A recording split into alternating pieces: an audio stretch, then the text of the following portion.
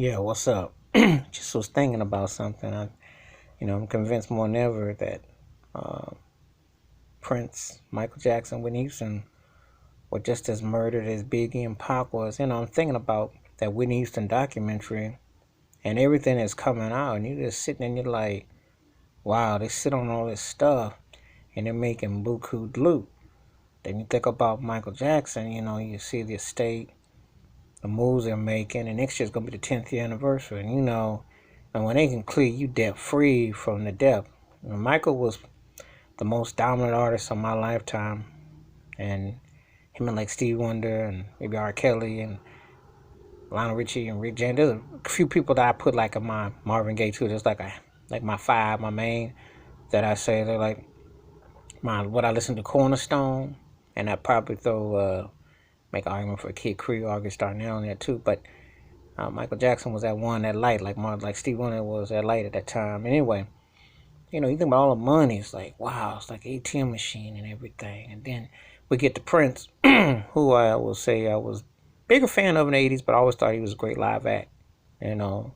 And he was very talented, great artist, musician. More so, like I said, more back in the day, but yeah, cat could always come bring it live. But then you think about all his stuff is going to Sony, re-releasing, and all the stuff is being outworked.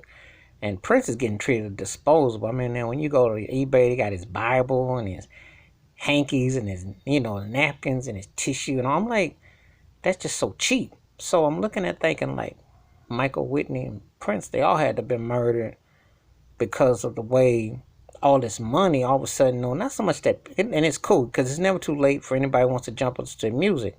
However, the way their stuff's being auctioned off and it's just getting cheapened, and you start to wonder what's going on, and then you start to look at uh, Michael Whitney and Prince like you look at Biggie and Tupac. It's like they did get whacked off.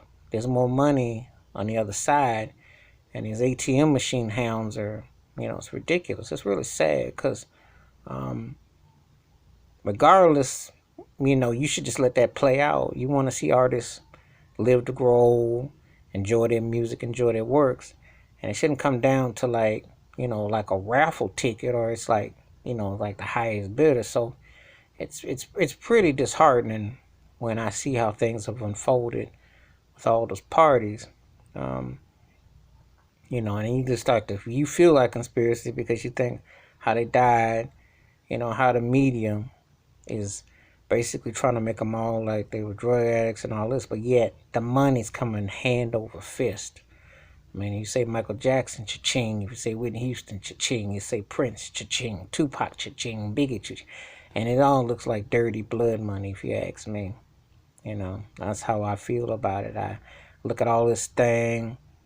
I mean, it's cool that Prince's stuff is now on YouTube because, his music should have been heard.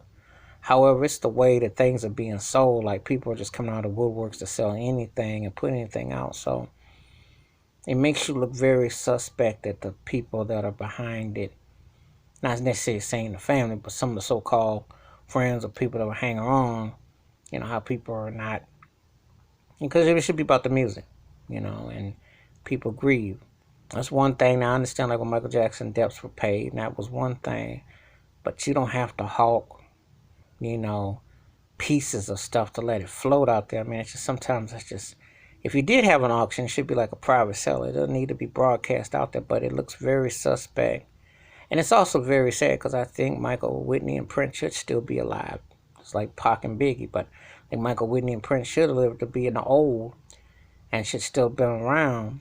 And it's very sad that our black artists don't get to go out gracefully, and it's always like it's always tied to something bad or something that just doesn't get to bow out and keep it dignified, because it's not allowed. It's almost like it is a conspiracy. That's why the conspiracies take a life of their own, because due to the fact of the way things play out, and you want to remember people in the best positive light. So I just think that when Michael Whitney and Prince should always put some respect on their name and on their music, regarding, and let that be it.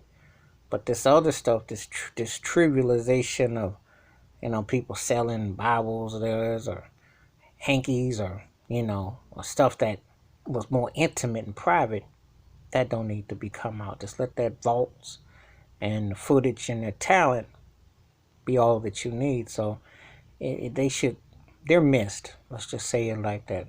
All three of them and others, but let's just say that. So I'm done. Peace.